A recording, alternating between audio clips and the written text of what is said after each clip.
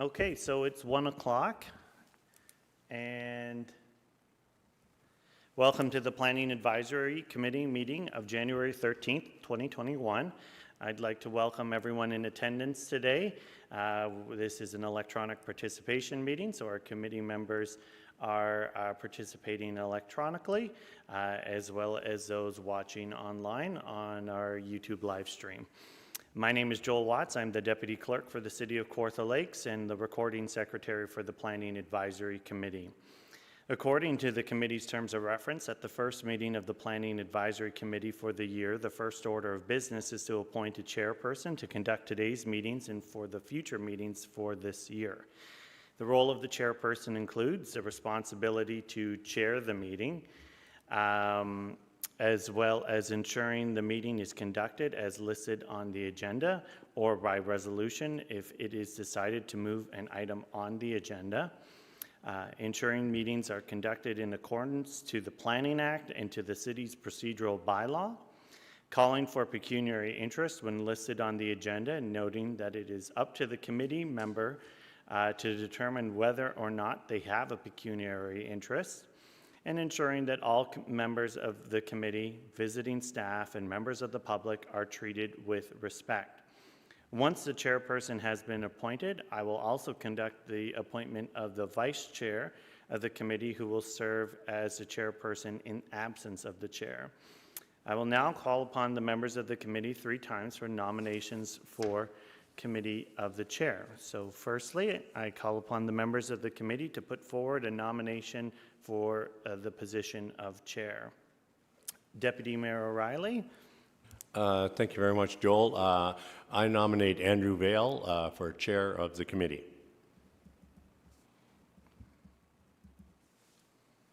Thank you, I Deputy. will second that nomination.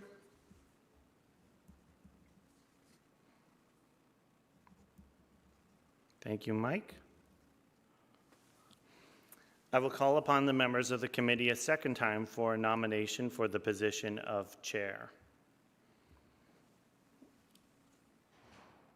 I will call upon the members of the committee a third and final time for the position of chair. Seeing no other hands raised, Councillor Vail, as you are the only member nominated, do you consent to stand as a position of chair? Thanks, Joel. I'll accept. Okay, then I declare that Councillor Vail is appointed by acclamation as the chair of the Planning Advisory Committee. Typically, in a normal meeting in person, I would ask you to walk through the appointment of vice chair, but since I am unable to get you the script in time, with your consent, I will walk through the appointment process for vice chair. Go ahead, Joel. Thank you. So I will call upon the members of the committee to put forward a nomination for the position of vice chair. Councillor Vail? I'll nominate Councillor Deputy Mayor O'Reilly.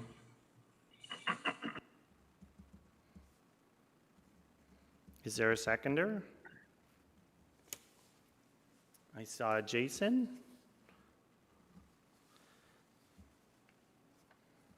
Okay, I will now call upon the members of the committee a second time for the position of vice chair. And I will call upon the members of the committee a third and final time for the position of vice chair. And since there was only one name nominated, I will ask Deputy Mayor O'Reilly, do you consent to have your name stand for the position of vice chair? Yes, I will. So I now declare that Deputy Mayor O'Reilly is appointed by acclamation as vice chair for the Planning Advisory Committee. The vice chair will assume the role of the chair in the absence of the chair. Now, since the vice chair is present in council chambers with me right now, and Councillor Vail is not, Mayor Letham, do you have a motion for today's meeting? I do, thank you. I'll make a motion that today's meeting only be run by the vice chair, just for consistency for YouTube, and because I know our recently elected chair might have to leave the meeting a little bit early. So that for today's meeting, that the vice chair run the meeting as the chair.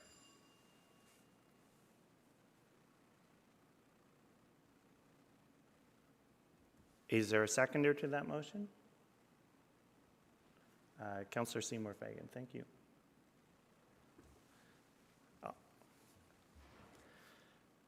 All those in favor? Is anyone opposed? All right, carried. So, Vice Chair, you get to conduct the meeting today. Thanks very much, Joel, and congratulations to Councillor Vail as chair and for the nomination as vice chair. We welcome everyone today. A little bit different. Quite often in the past, we've been in the council chambers, but we're doing everything electronical in the new world we live in. So, the meeting's already been called to order. So, I could have motion for adoption of today's agenda. Moved by Councillor Seymour Fagan, seconded by Mike Barkwell. All those in favor? That's carried. Anyone opposed? Anyone opposed? No one opposed. Okay.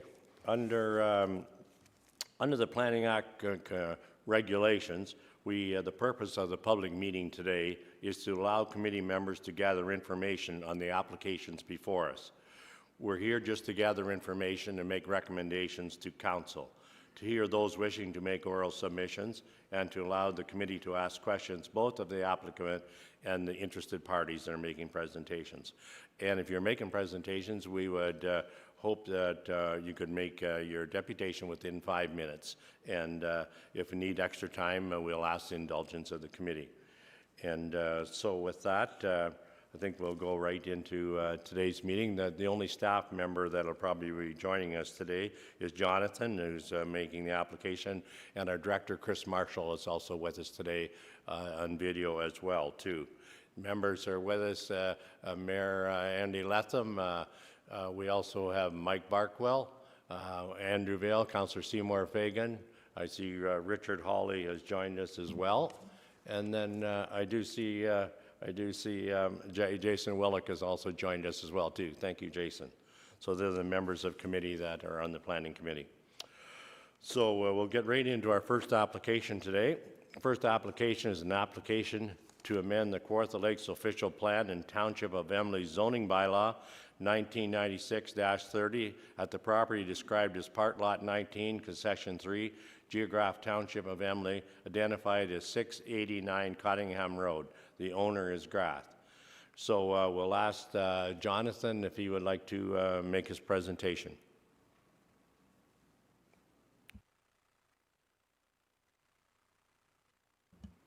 If you could unmute Jonathan, that would be great.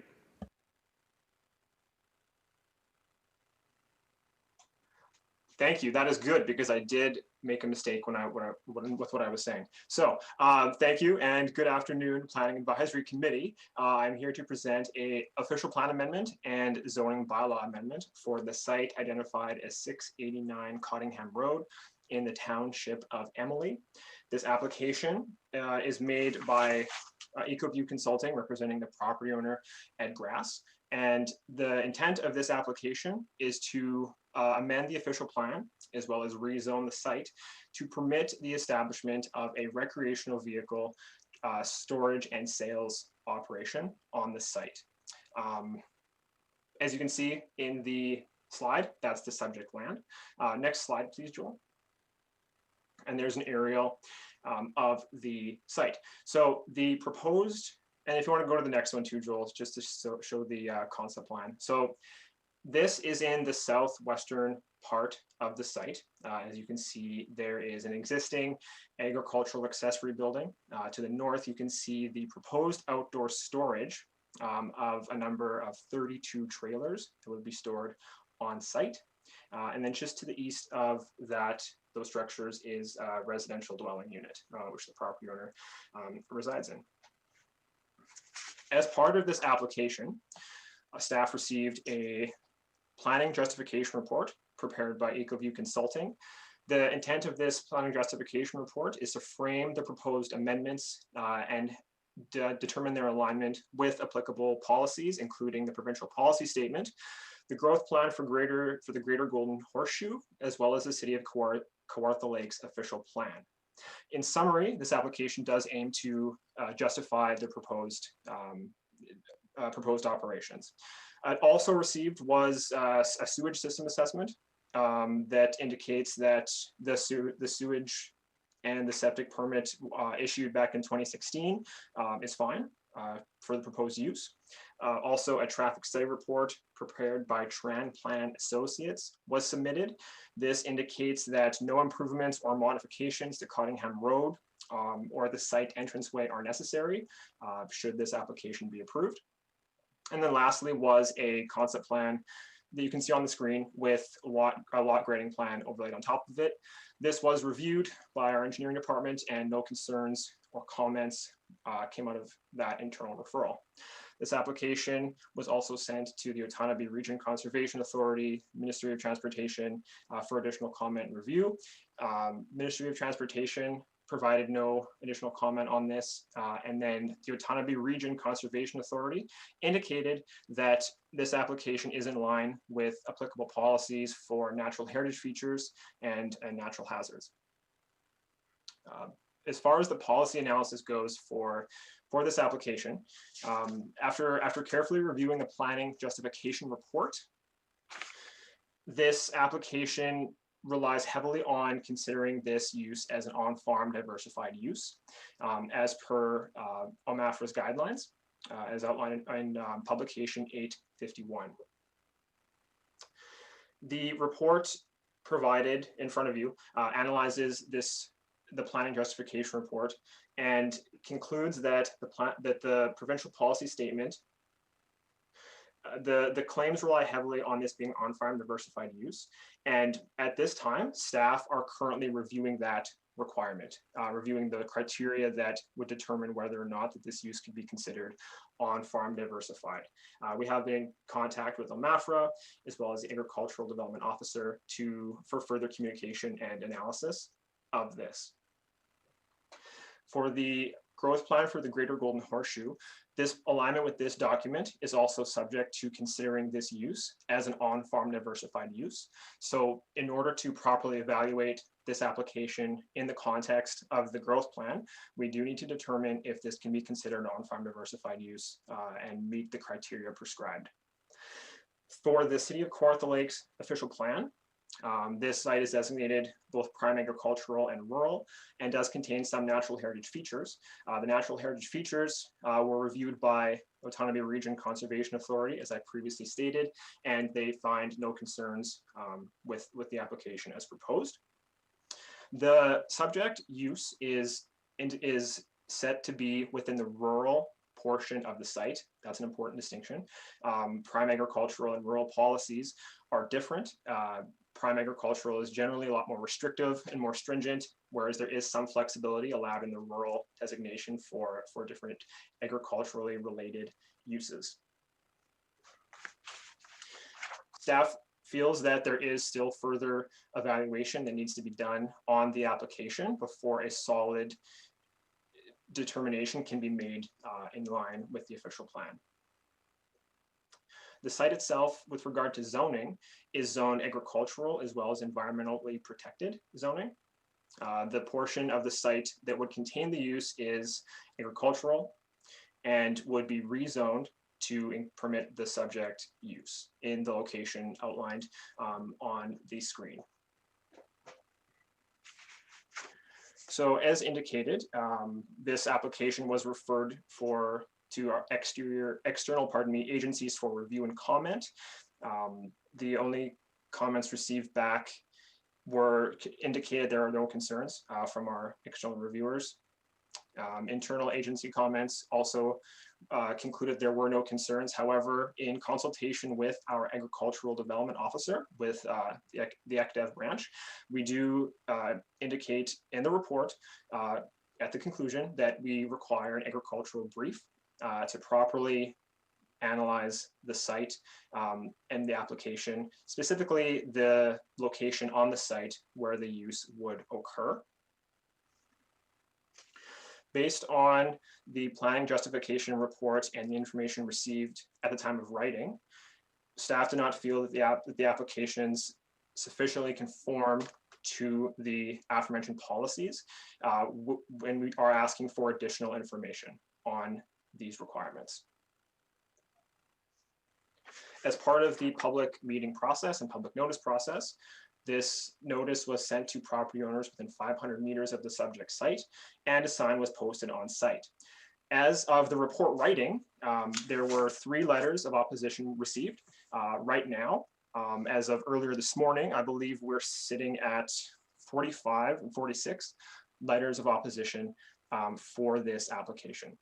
These have been received primarily via email, and for the record, I will read the names out loud following this presentation. High-level comments and concerns from the adjacent property owners include the current state of Cottingham Road and the impact that the proposed use would have on that road. Not only with vehicular traffic, but this is very near to the rail trail, which is an active transportation use, and there are folks who are frequently biking, walking, that sort of thing on this trail. And there have been a number of neighbors, pardon me, that have identified that this use would be a big concern for them with regard to safety and just general traffic flow on the site and leaving the site. Second, and I guess in no particular order, the other set of comments pertains heavily to this introduction of a commercial use impacting the established rural agricultural residential area that does surround this property. A number of neighbors have voiced their concerns with that as well.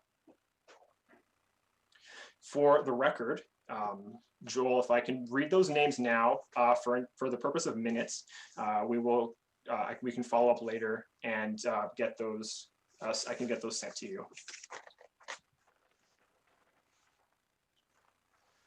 So Abigail Harrison Kong, Alexander Robinson, Alan Mills, Andrew and Sonia Ellis, Angela Cook, Blair and Nancy Page, Brett and Pam Trigueno, Bridget Kelly, Bruce and Marianne Hoyle, Carl and Carolyn Bishton, Chad Hope, Craig Andrew, Darlene Cowan, Darren Barker, Dave Windram, Deborah and Mark Carew, Donna McDonald, Douglas Howden, Evelyn Dolman, Evelyn Linton, Floyd and Marilyn Fleming, Gail Battelle, Hugh and Becky Fife, Jean and Chuck Rendell, Jeff and Barb Vissers, Joe Greer, John and Carol Fair, John Hope, John Young, Julie and Tyler Birch, Ken Behan, Linda McLean, Lisa Collision, Mark Atherley,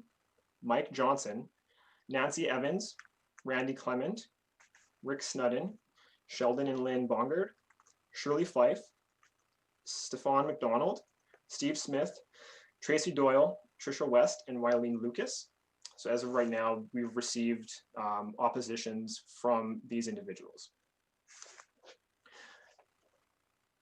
So as previously indicated, and ultimately staff is recommending that this application be referred back for further analysis to ensure and evaluate the conformity with the provincial policy statements by way of requesting an agricultural brief that would help staff in determining whether or not the proposed operation can be considered an on-farm diversified use.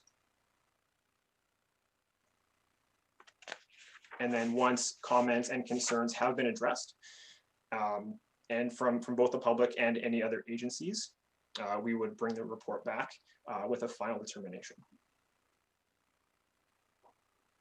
Thank you, and I can take questions on this application right now. Thank you very much, Jonathan, for that application.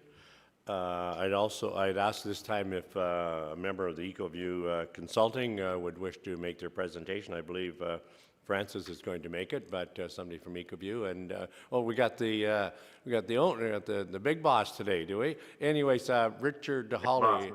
Richard Hawley is also joined as the manager of planning is with us. If you see another face on the end, so go ahead, Kent. Thank you, Mr. Chair, or should I say Mr. Vice Chair. I'll just start by acknowledging that just to congratulate Councillor Vale on his appointment, and to just acknowledge Chairman O'Reilly's his service over the years. He's been a fantastic chair for this committee. He always knows how to wrangle him in, and so certainly some big shoes to fill. I'm sure that Councillor Vale will be up for the job. As the Mr. Vice Chair stated, my name is Kent Randall. I'm the Principal Planner at EcoView Consulting. We're the planners for the landowner, the applicant, Mr. Ed Grass. And so I don't normally speak too long when we're at these meetings, but I think obviously it's necessary here given the attention that's been given and given the report from staff. I just want to clarify right off the bat what's being proposed here, because I think this might quell some of the or at least address some of the concerns that have been raised. If you can think of this as like a home-based business, so that's slightly enhanced, and the reason for that is that Mr. Grass is trying to show his son Joe the ropes in terms of sales and that sort of thing with RVs. Ed has been in the business for many years, and his son is following his footsteps. So they want to establish a very small scale sales outlet at their property. And what this entails is simply an office in the house and an area outside to store their inventory. And it's a very small inventory in terms of RV sales. We're talking about 32 trailers that would be on the site at any given time in a designated area that is less than half an acre. So there are no buildings or structures that are proposed here. There's no, large scale retail outlet proposed here. It's simply just a slightly enhanced home-based business. The best way to think of it would be like a startup. You think of these startups in someone's garage, except Mr. Grass is going through the proper channels. And we're obviously doing this official plan amendment and zoning bylaw amendment. As John had alluded to, this is an on-farm diversified use. This is what we are proposing is an on-farm diversified use. And we feel that we've met the criteria for an on-farm diversified use as per publication 851 that John had mentioned from the province. You'll see in John's report, and as well as in our justification report, there's really 5 criteria that need to be met in order to be considered an on-farm diversified use, and we have met all 5. The big ones are scale and compatibility. There are always going to be scale and compatibility in most of these cases. In terms of scale, an on-farm diversified use can't be more than 2% of the total property area or up to 1 hectare. We're well below that. Again, the only portion of this site that's being used is a small portion behind an existing agricultural building where the trailers are going to be stored outside. And then of course the office in the house, which is 32 square meters is what we've allotted for that. So we've met that scale requirement. In terms of compatibility, those trailers will be stored behind that garage, away from neighboring properties, away from neighboring dwellings. And there's no impacts in terms of the overall agricultural compatibility, because we're not taking good farmland out of production. We're only taking, again, only a small percentage, less than half an acre of a hay field in a rural designation, not prime agricultural designation. Keep that in mind. And so in terms of compatibility or meeting those requirements for agricultural compatibility, we've met those. The other thing that may come up in these situations with on-farm diversified uses is MDS. As you're all aware of MDS, MDS doesn't apply to on-farm diversified uses. Implementation Guideline 35, according to the province, does not apply to on-farm diversified uses. And there's a reason for that. The province wants to be able to have to give farmers and landowners in these areas the flexibility to have small scale businesses like this, as long as they're compatible and meet the requirements of the publication 851. We've met those requirements. In my opinion, I do not believe that we require an agricultural brief. There's nothing to be gleaned from that. An agricultural brief is normally required when you're taking large portions of a site out of agricultural production, particularly prime agricultural areas. And again, this is not a prime agricultural area. The other thing that would be gleaned from that would be MBS. And again, MBS is not required. So we feel, and in my professional opinion, that we have met all the requirements of a non-farm diversified use. The one thing that I also wanted to talk about, obviously, were the public comments, and there have been many public comments that have come in, as many as I've seen in a long time, to be honest. However, when we look through these comments, we see a lot of the same common themes, and I can speak to those briefly. But let me first state that there have been letters being distributed to a lot of neighbors from one individual, and those letters are really not based on they're not telling the whole story, and they're misinterpreting what is actually being proposed. Whether on purpose or not, I don't know, but that's what's being distributed to, that's what has been distributed to neighbors all up and down Orange Corners Road, Cottingham Road, all throughout that area. And I believe, and I could be mistaken, but I believe that a lot of the information that some of these individuals are getting are from those letters. And they're not necessarily telling what's truthfully being proposed here, as I've described. So one of the common themes in those comments, as you'll find, is traffic. And of course, I would be concerned with traffic on the road. It's not a high usage road, and obviously we've heard that it's not in the best of shape. But we did do a traffic impact study for this, and keep in mind this scale. The traffic impact study anticipates 4 to 5 trips per day. That's it. So if you're thinking in terms, again, going back to this home-based business angle, you're thinking in terms of a home-based business, all we're talking about is a very minimal amount of traffic that will be coming and going. Again, it's like a startup. It's a small scale operation. And we have, again, done that traffic impact study that I would anticipate will be reviewed by staff. We haven't had any comments come back yet, but we would, if there are any comments related to that, we're happy to address them. So, and then also there were concerns related to compatibility. Again, I've described where that, and you can see on that concept plan where those trailers will be parked behind the building, to the side of the building as well. However, there's fences and vegetation between that area and the neighboring property. And there's no other dwelling units that could see this, aside from perhaps the person to the very east. But again, it would be obscured by trees, vegetation, topography, and that sort of thing. So that's essentially it. I wanted to just get, provide an understanding as to what exactly is being proposed here, because I think that's what's happened here. And it's unfortunate because I feel like a lot of people may not have had that opinion if they had the facts right off the bat. And that's unfortunate. It does happen from time to time. But hopefully I've provided a bit more clarification in that regard.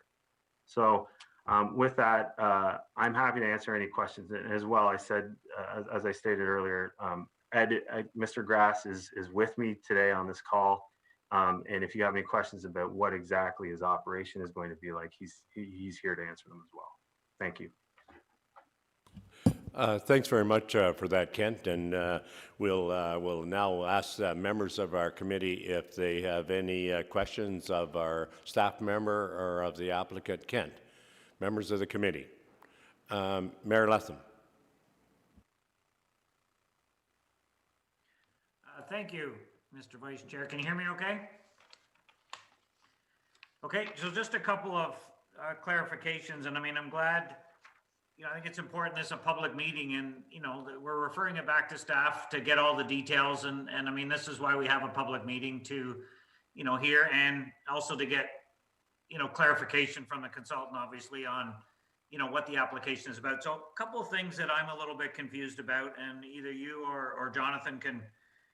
So when I see that the property is 39.66 hectares, are we only proposing an official plan amendment and a rezoning for the 0.2 hectares? Or are we, because these maps are confusing, or are we proposing it for the whole property? Because I can't seem to see that anywhere in the application. So that's my first question. Somebody can clarify that. Maybe to Jonathan to start with, and Kent can follow, add information. Yeah, thank you, through the chair. So the proposed zoning, the proposed official plan amendment would apply to the whole site, but it wouldn't necessarily be a map amendment. It would be inserted as a special provision into the official plan as a point at the end of the official plan, stating that this use would be permitted at this subject site. So that's how the official plan amendment would work. The zoning bylaw amendment would apply to the whole site, and within the text of the bylaw or that specific amendment, we would scope down the site and indicate where the proposed use would be situated on the site with setbacks and other zone provisions.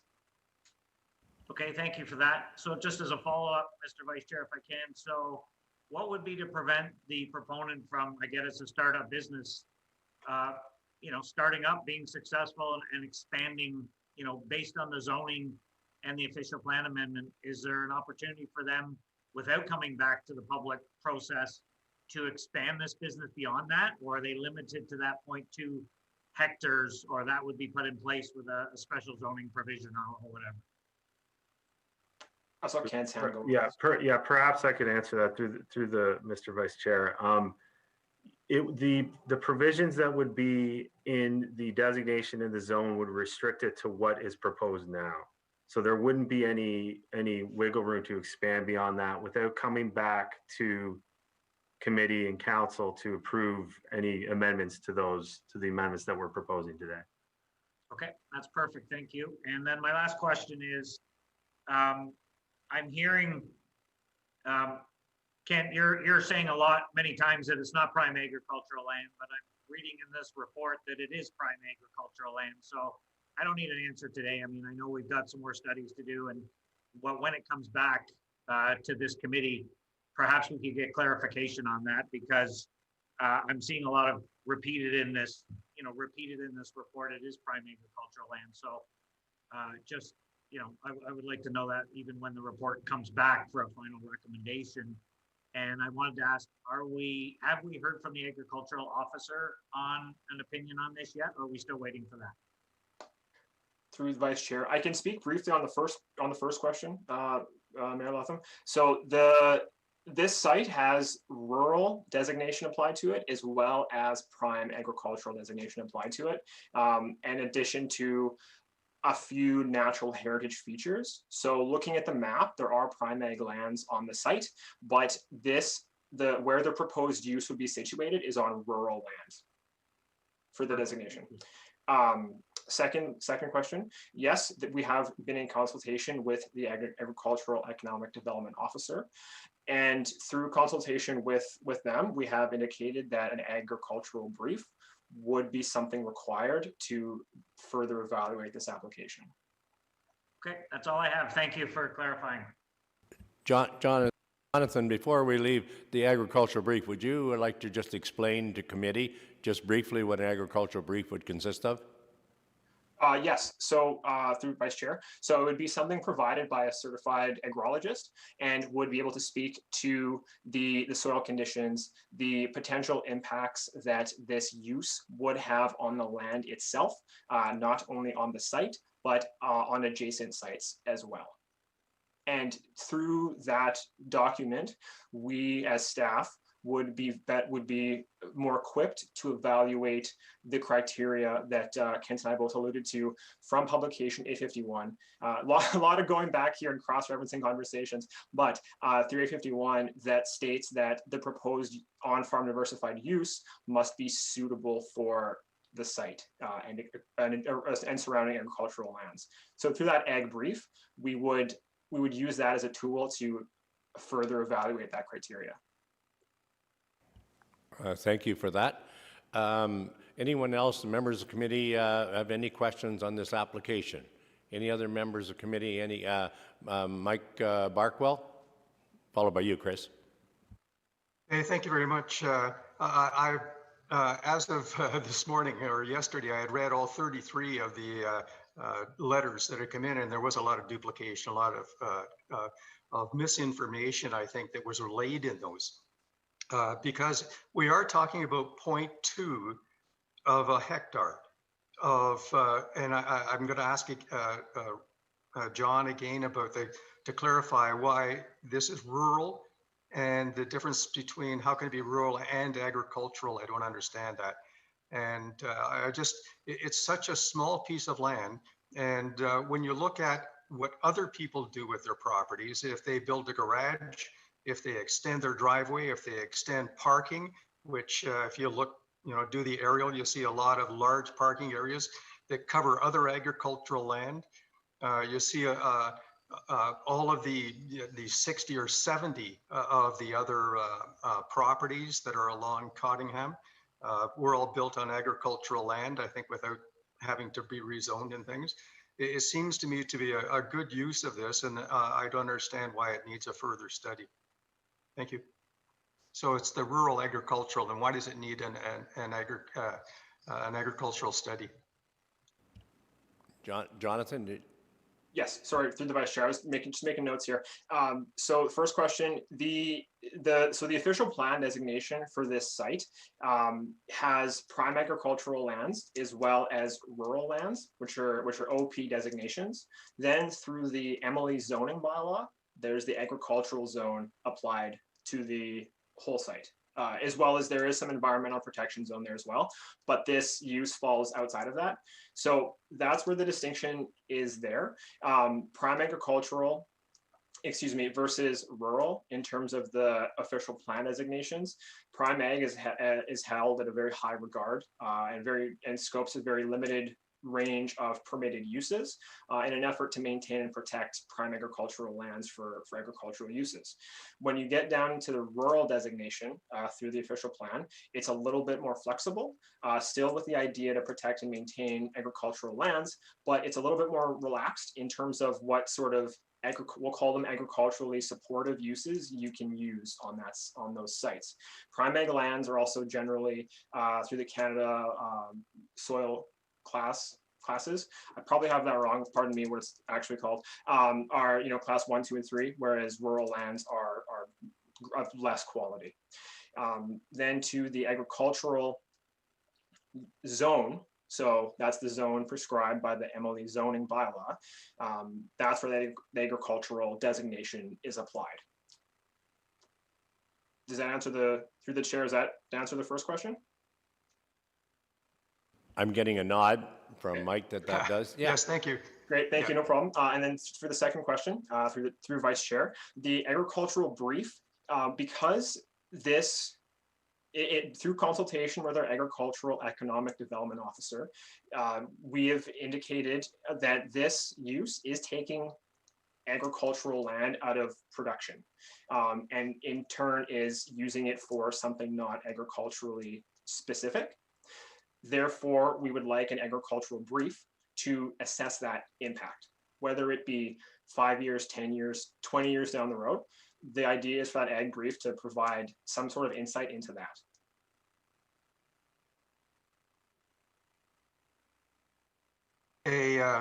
The property that we're considering is 0.2 of a hectare, so less than half an acre. So it's an acre is 200 by 208 by 28. So we're looking at a piece of property 100 feet by 200 feet. And we're going to tie this all up because you want to do a study to see if they store some trailers on that, if it's going to affect the rest of the agricultural. It seems overkill to me. Mr. Vice Chair, may I get one more response in? Sure, go ahead, Jonathan. Sorry, so when this application first came forward, through the pre-consultation stages, we did identify that an agricultural impact assessment, which is a much more in-depth study was to be submitted in support of this application. Through the planning justification report that was submitted this time around for the amendment applications, there was a rationale provided in there as to why an agricultural impact assessment was not necessary. Through consultation with the Agricultural Economic Development Officer, we felt that that rationale was not sufficient enough to state that we don't need one. So as opposed to the agricultural impact assessment, which is the full-blown, pretty in-depth study, we would request a lighter version of that through the agricultural brief. So this has been a requirement for a while with this application. Thank you for that, Jonathan. Any other members of committee wish to speak? Chris, you had your hand up earlier. Do you wish to speak to it? Go ahead. Yeah, thank you, Mr. Vice Chair. Just to draw your attention to the top of page 7 of the report and the agenda. So there's these 5 criteria, and I just read the 4th one. It says included but not limited to home occupations, home industries, agritourism uses, and uses that produce value-added agricultural products. And I'm just wondering how a recreational trailer retail and storage business provides agricultural value-added agricultural products. A lot of these diversified uses have some sort of relationship to the farm itself. They're an Airbnb. They're some sort of host venues for people to come and enjoy the farm produce. There's a lot of different uses that farms can have, but there's usually some connection to the farm. And I guess the difficulty with this one is that there's absolutely, in our minds, no connection to the farm, other than it provides economic gains, which is not the sole reason why you would allow something like this in a rural area. Thanks. I'll get Kent to respond to that. Thank you, Mr. Vice Chair. Through you to Director Marshall. On-farm diversified uses do not have to be connected in any way to agriculture, in any way. We've been through this numerous times with OMAFRA. We've drafted policies in other municipalities to this effect. The purpose is that they do not want to limit it to anything in particular, so that it can be a secondary source of income for farmers and landowners in these areas. If you notice in that definition, it says shall include but not limited to, and that's the whole. That's the big part of it right there, is that it can be anything. It can ultimately be anything as long as it meets those criteria in terms of scale, compatibility, impact, and that sort of thing. And that's because the province does not want to pigeonhole people with simply just agritourism uses being an on-farm diversified use. Certainly an agritourism use can be an on-farm diversified use, but other types of uses can be on-farm diversified uses. And this has been confirmed numerous times. And I believe, and I would put this to John, if he's willing to confirm, that staff have also confirmed this with OMAFRA. Do you care to respond to that, Jonathan? Mr. Vice Chair, certainly, yes. So at the time of the writing of this report, we were still, the language of how to frame this in such a way that we're not sure if this is an on-farm diversified use was still very much being developed in consultation. And since the writing of this report, yes, the distinction has been made that as Mr. Randall has indicated, an on-farm diversified use can really be a lot of different things, provided that it meets the diversified criteria as per publication A51 and the OMAFRA guidelines. However, the crux of those criteria of the conversation is the suitability of this use and how it fits within the existing area. The suitability within the of the use. Thank you for that. Seeing there's no more questions from the committee, I guess we'll go to you, Joel, for anyone that you have on the list that wishes to speak to this today. I believe the first person we have who registered was Hugh Fife. Hugh, if you would like to speak to this, you can turn on your video and turn off your mute, and you'll have 5 minutes. Hi, can you hear me okay? Yeah, go ahead, Hugh. Okay. So I'm a professional engineer and a third generation landowner on Cottingham Road, where I live with my wife and 4 children. And I really appreciate the review that's gone on here. And I understand it's going to go back for further review, and that's good. We just wanted to give some thoughts on what else to consider. I will address the comment to the letters going around, and the letters that have been going around have not influenced my decision to talk. I'm strictly doing this based on what I've read that is the formal documentation from the city. I was initially going to comment to the agricultural use of this land, but now that I understand it's rural, it doesn't directly apply. But there's a map that I think is going to be shared that I provided. I don't know if it's up or not. But I think the points to the agriculture are common sense points that I'd like to bring up anyways for consideration.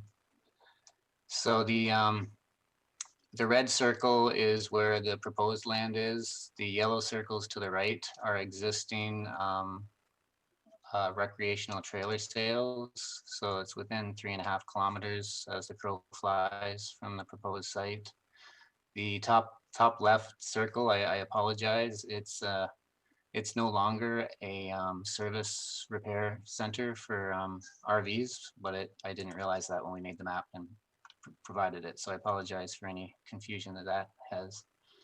But of the 2 criteria that was in the agriculture is that there's an identified need to accommodate the proposed use. And I mean, we've got 2 that are close by within 3.5 kilometers.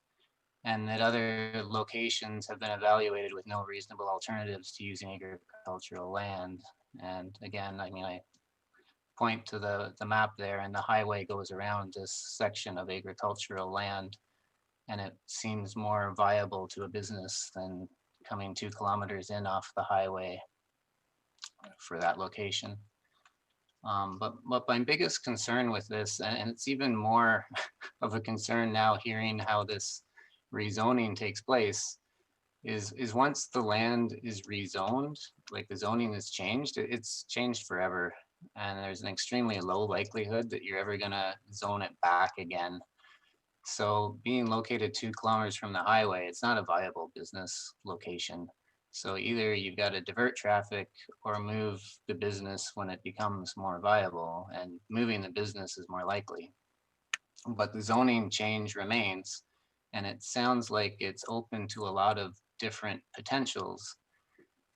And what is the future long-term impact to that land, and how is it going to be used in that zoning designation in the future in the heart of this agricultural region? And I think that's probably what's going to affect most of my neighbors. I can't speak for them, but that's a concern that still resonates with me. Another aspect that I'd like to bring up, if you could show the map again, sorry. The Trans-Canada Trail does cross directly at this location. It actually goes across the driveway. And several vehicles, you usually get vehicles parked on either side of the road for people using and accessing the trail. So it effectively limits it to a single lane. And there's variations in elevation there. So I know that the traffic study was done, but my concern and for reconsideration or thinking about it is it's not volume, it's type that we'd like people to think about. And when you go down to a single lane and you've got farm machinery going through, well, the likelihood of that being an impact, it doesn't happen too often. But now if you're gonna have other large equipment going through with these trailers, how is that going to be an impact? This is an 80 kilometer per hour road, And so I guess with the traffic study, I hope they thought about that. And if not, could you please add that for consideration? I'd like to invite anybody that's evaluating it to come out and have a look for themselves, maybe take a walk west along that trail, go to the Trestle Bridge, enjoy the view and just see what's going on by all means. So at the end of the day, I mean, really, I feel this comes down to stewardship. And I bear no animosity towards any of my neighbors, and including the applicant. I absolutely take no pleasure in bringing up items that are effectively speaking in opposition to a neighbor's ability to do something on their own land. But I do believe the proposal shouldn't be approved, and that the land use should stick to the spirit of the provincial policy statement. That's all I had to say. Thank you for your time. If you want to just remain there, I'll see if members of the committee have any questions of the deputant. Seeing none, thank you very much for making your deputation today. Thank you.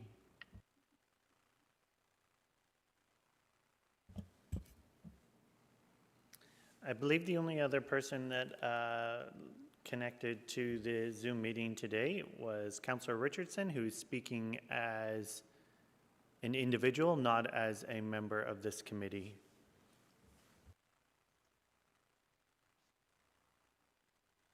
Hello and good afternoon to everyone.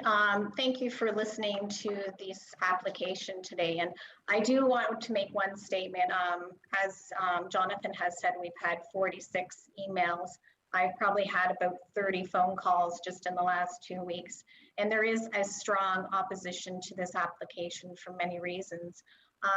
Definitely, we can see that there's some outstanding briefs that should be addressed when this does come back, because it sounds like it will be coming back, because at this time, there's a lot of needs that need to be reviewed, address these concerns, these questions, these comments that the local people have.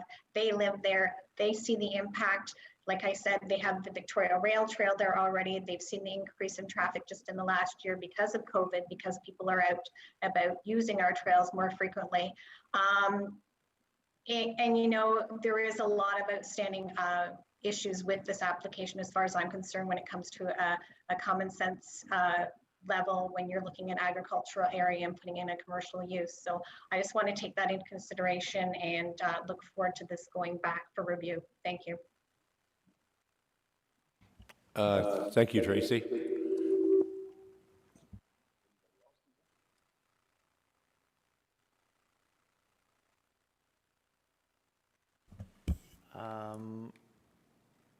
I don't believe there's anyone else that is currently online, but you can do your normal call for anyone else. We're going to ask, does anybody else wishes to speak to this application that's watching? Does anyone else wish to speak to this application? Sometimes it just takes a minute. Oh, Ed Grass is there as well. You wish to speak to it, Ed? I do.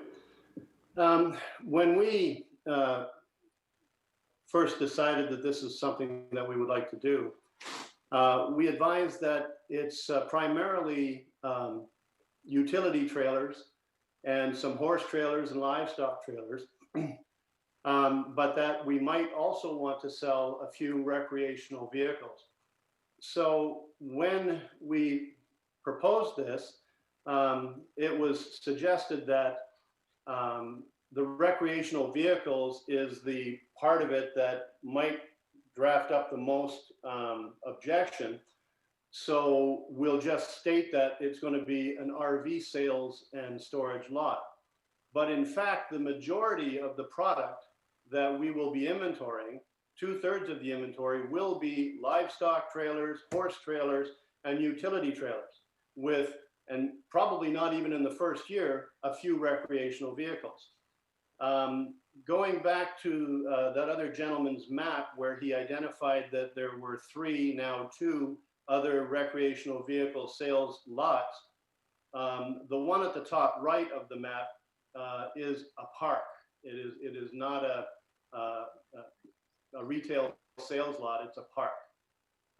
So in fact, there's only one recreational vehicle dealership in the area, and no one in the area selling livestock trailers, horse trailers, or utility trailers. The other thing that this does for us is on our farm, we produce honey and we produce maple syrup. And this is a venue whereby it will assist us in selling our wares by more people coming to our farm and purchasing our maple syrup and our honey.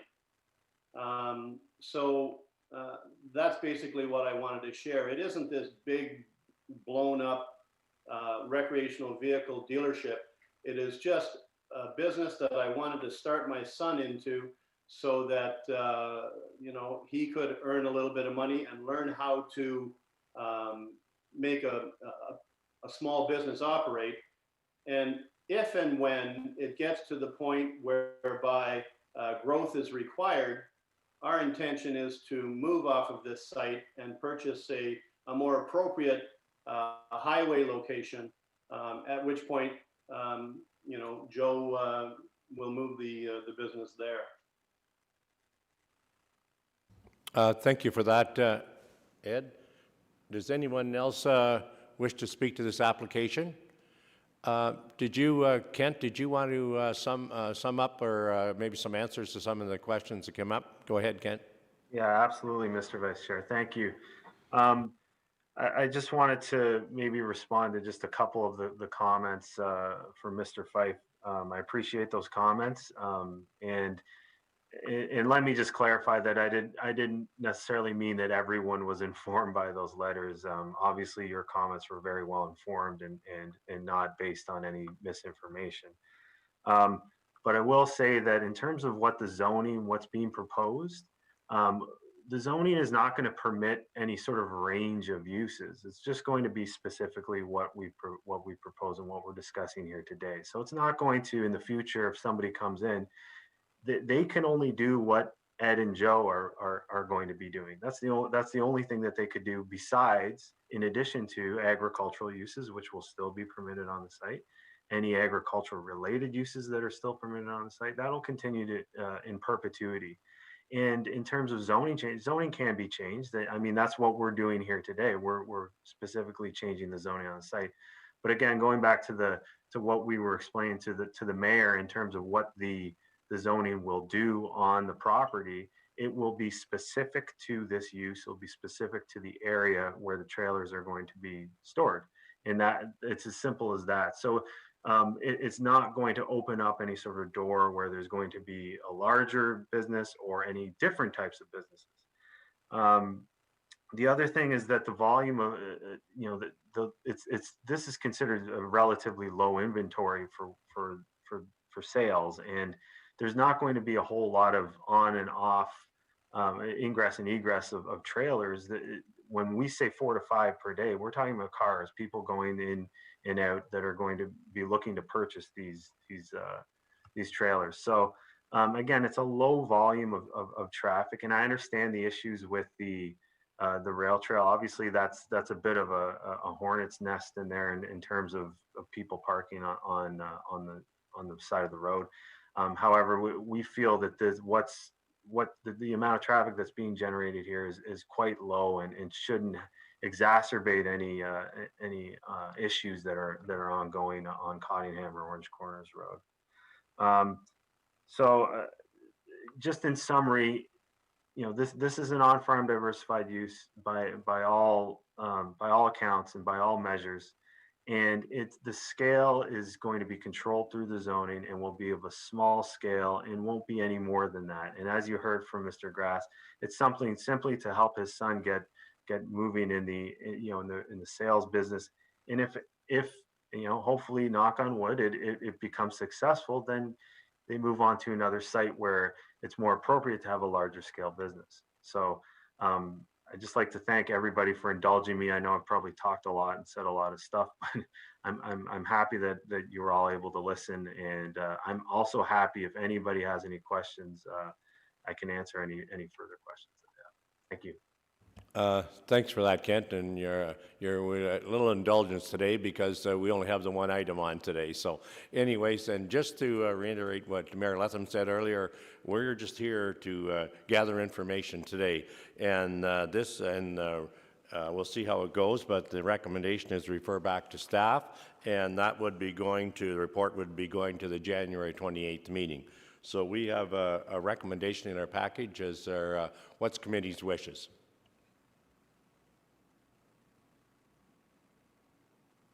Councillor Seymour Fagan?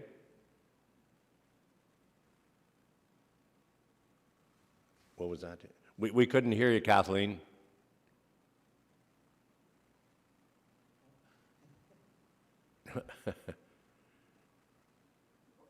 To send back to staff. Okay, thank you. Is there a seconder for the motion? Councillor Mayor Letham, to send it back to staff. As printed. Discussion. Any discussion on the motion? If not, all those in favor? That's carried. I can see all the hands. Okay. Anyone opposed? Seeing no one at this time.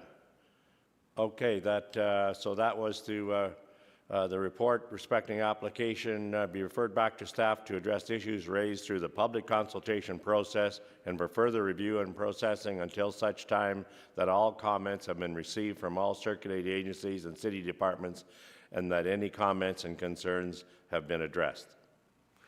So that concludes a part of our public meeting today. Seeing there's no further correspondence, the correspondence we had was read into it. No City of Kawartha Lakes report. So we just have a motion to adjourn. Thanks, Mike. Seconded by Jason. All those in favor? That's carried. Enjoy the rest of the day and stay safe.